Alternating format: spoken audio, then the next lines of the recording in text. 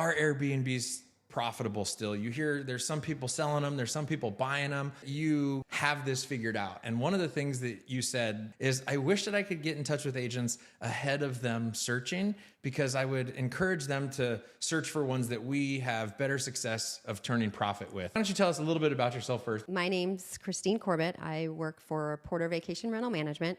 I've been in the business for a little over 12 years now. Started when I lived in Park City. And very short thereafter starting in the business, we moved to Phoenix, Arizona, and I've been in the business ever since. It's something that, they say it's a little cliche, but there's never the same thing that happens in a given day. And it's always stories to tell, stories to hear, and, lots of things to learn on the way. And I would imagine along the way, you have seen some owners that have made really good purchase decisions, and that helps their bottom line. And you've seen some owners that haven't. We really like to get ahead of when that real estate agent is actually starting that exploratory conversation with that investor, being able to get on a call with them and talk about, okay, before you even set up that MLS search, let's talk about the areas. Let's talk about where you want to be. I really want to understand where that investor is coming from so that I can help guide the real estate agent and the investor on where to look. Is that part of your secret sauce, or is that part of your sauce that you are willing to share with everybody? No, absolutely. It's definitely not a secret. What we like to see, a home that has a lot of amenities. And when I say amenities, down in the valley, a pool is needed. A lot of people are coming from different parts of the United States where there's no sun and there's snow, and so they want to come and enjoy the outdoors. Speaking of outdoors, not only having a pool, but having a backyard where they can sit down. Little putting area is, I think, more for looks. Having things like a hot tub, that increases the revenue by about 15 to 25%, along with the pool. Wow. Right? A heated pool is very popular. I was going to say, in the wintertime, which is when we see a lot of our visitors, my pool is cold. Do you see the differences of gas versus electric? If you can get a gas heated pool. If you have a pool that is 8 to 9 feet deep. My pool at my house, which it was an old school 1970 build. It's got a diving pool. I just look at it and think you would cost a fortune to heat. Yes. So you just tell the guests it's polar plunge. Yeah, that's right. It goes with polar the sauna. Polar plunges, right? And so if you don't have a pool heater, you need a sauna, because they got to get up to temperature, and then they get in the polar plunge. Yep, absolutely. Yes. At the end of my street that is a known short-term rental, recently they installed a water slide in their backyard. And so it sticks up over the fence a little bit. And I can't help but think, the sexier you make your backyard look with things to do, your house is now going to stand out to the competition, or you're going to be able to charge a little bit more and not compete on price as much because you have those amenities. Yeah, I would say a water slide is something that's not a filterable amenity. Water slides, depending on how they're installed, I think of, I'm going to show my age, but the 1970s, 80s, like fiberglass. the fiberglass, yeah. Where the water pump was broken, so you just put the hose on the top with like a clamp. Down. Yes, right. yes. It's not that. So it looks like it looks beautiful. official. Yeah. So and that's going to be in the pictures. Hopefully they've put that picture a little closer to the top, or to the first maybe 4. That differentiates itself. Could be more popular, which in there would give you more occupancy. So there's a friend of / neighbor. He lives 4 doors down from me, and he owns 3 short-term rentals. One thing that he said was that he looks for, like, let's get back into, let's leave the backyard and let's come inside. Mm-hmm. He really likes ensuite bathrooms. Is that a requirement? Do you see a change in value if it's ensuite versus not? No, but I think having each bedroom have a bathroom or have access to a bathroom, the more bathrooms, the better. I don't know if it moves the needle all that much, but I think it's one of those things, like the water slide, could be more popular. I know if my family, my parents and my brothers and sisters were all, staying together, we'd all want our own. Agreed. Bathrooms. Same. So popularity, then obviously occupancy, and then obviously more revenue. Yeah. Does the city name really matter?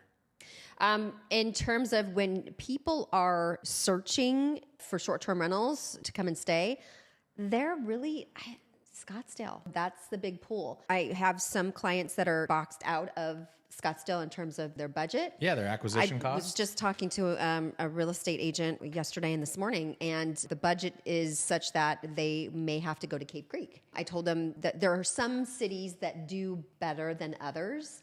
Cave Creek is great, but it just doesn't have that Scottsdale address. So not to say that there's no amazing short-term rentals in Cave Creek or Fountain Hills or Mesa or Gilbert, but that city name Matters. yeah. Obviously, the acquisition cost changes depending on what that city name is. So it makes sense that the short-term rental income would change as well. Yes. But I think that that's the balance. Like, how do you help? If I come to you and I say, hey, I've got this investor, here's the money that they have. Is it realistic to think that with a 10% down payment, a 20%, like what are you seeing right now out there on acquisition of these short-term rentals? How much do people need to put down in order to cash flow positive, knowing that they need to pay you to manage them as well? And because your company charges, is it Yes, 20%.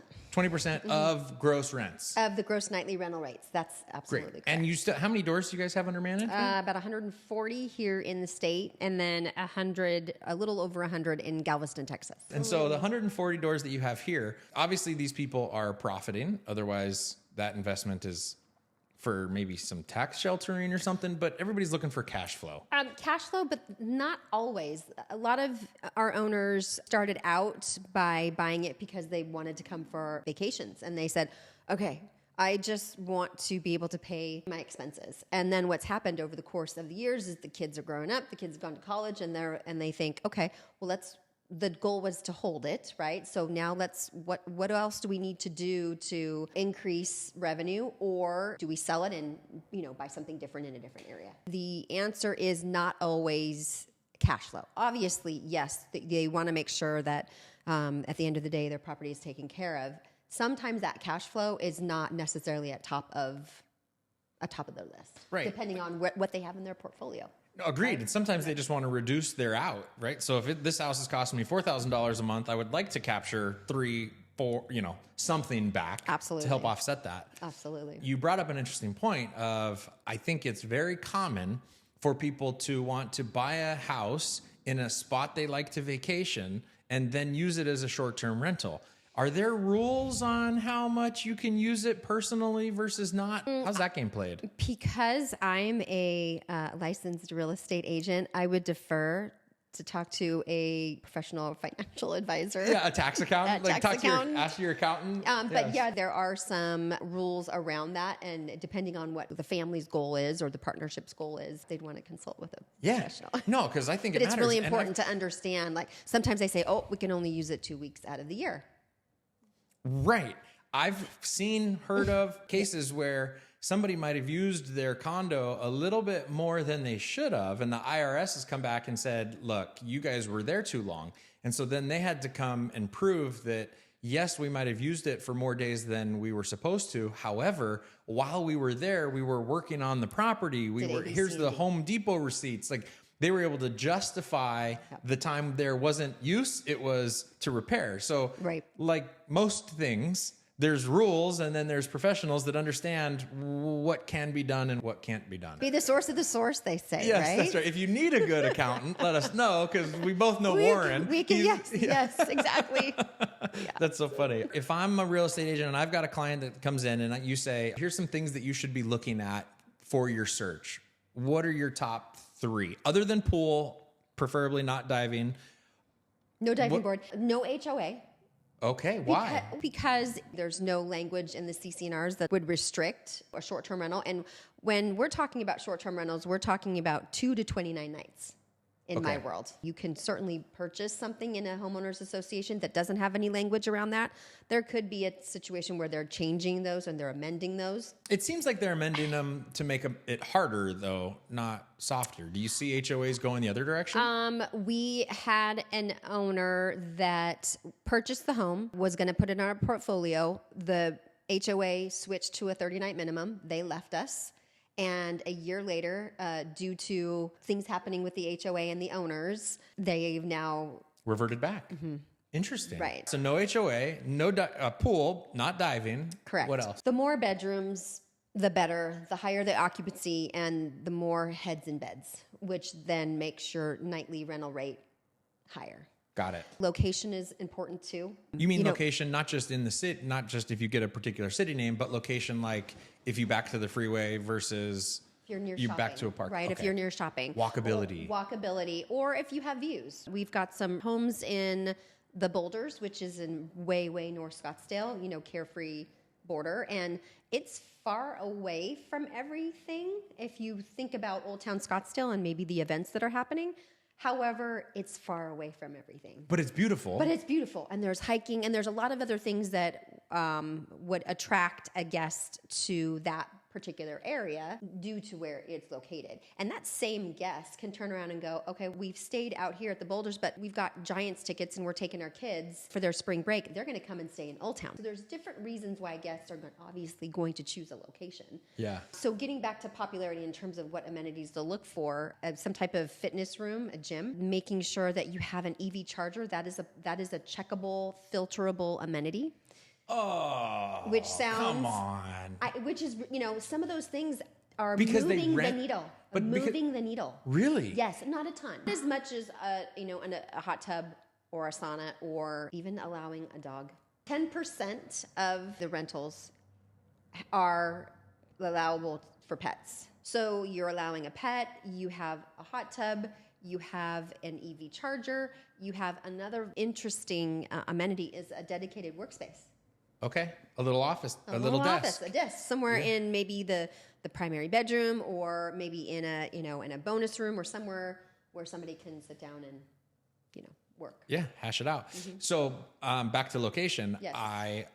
I've heard the cities all are taking different approaches to short-term rentals.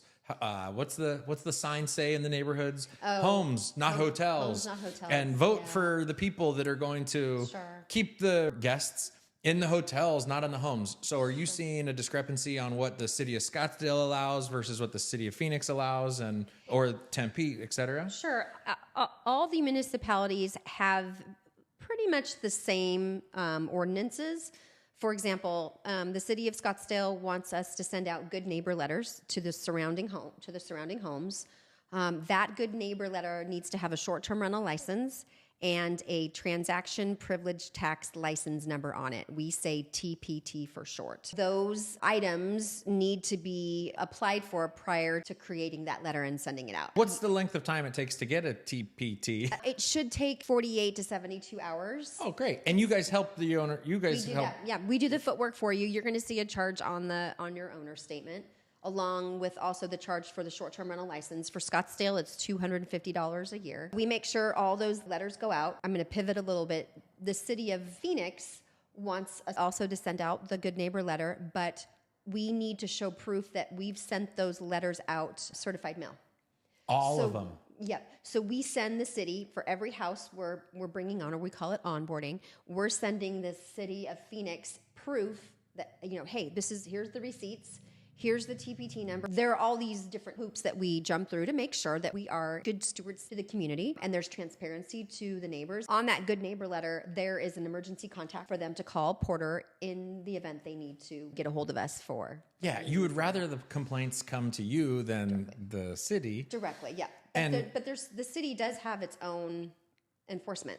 I've heard the city of Scottsdale has a division in their police department that is the short-term rental division. And they're wonderful to work with. If we've ever if we've ever need anything, had any questions, they're a great resource. The city of Carefree is unique in that, and actually Paradise Valley, you need to have a landline in the house for Paradise Valley.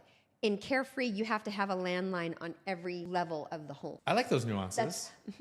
Yes. See? Expert. No idea. Yeah, right. That's why I'm like, why don't you come in and talk about this? Also, too, the city of Carefree wants to do a home inspection. Prior to authorizing a TPT? Prior to authorizing a short-term rental license. Got it. I saw you catch yourself when we called these short-term rentals. You said this Airbnb. Mm-hmm. And then you corrected yourself. Is that because you use multiple sites to... Yes, we do. So that's a really good question. So we, I'd say 80 to 90% of the reservations come from Airbnb and VRBO. The rest of it is on sites that we use, like Booking.com. Mm-hmm. Booking.yeah. Booking.yeah, Google Travel, Your and software- our own website, Stay Porter. You guys are in charge of having all of these reservations and making sure that they sync up with everything so that your availability is accurate on all the different sites that you use. Yes, we have a software that everything backs into. The scheduling for the housekeeping goes in there, and then we have our own housekeepers that are tirelessly cleaning all of the homes. You bring up They're a good busy. point. They're so busy. I want to talk more about these housekeepers, but before I do, let me just wrap up this last question. When you're helping people identify search criteria of profitability, you've also told me that if we find a property and we think, hey, here's what we're looking at, you'll do estimates on what the owner can expect prior to making an offer on that property. Is that correct? Yes, we'll provide a overall yearly high and low, and we'll provide a breakout every month, and then we'll provide a occupancy number. Do you charge for this? No, we don't. This is your offer to get business. Yep, to help educate, to help owners understand. One of the sites you told me about, I think called AirDNA, maybe? Yes. And so it's where people can go on, you and I, we can go on and we can get some Airbnb style data. So we can almost come up with these pro formas ourselves. However, your tools are probably more expensive, more sophisticated, and they include data that some of these other tools don't have? Yes, so we do allow for data to be used from AirDNA when we need to look at things maybe a little more closely or compare. We also use other websites. One in particular will allow us to look at what property management companies are charging as far as nightly rates. I'm going to go back to AirDNA. AirDNA really takes into consideration all the fees. They wrap it into the final number. So those could be inflated. It's got amazing data, but then maybe check it against, using a professional property management company like ours so that we can really talk about what those numbers are and why.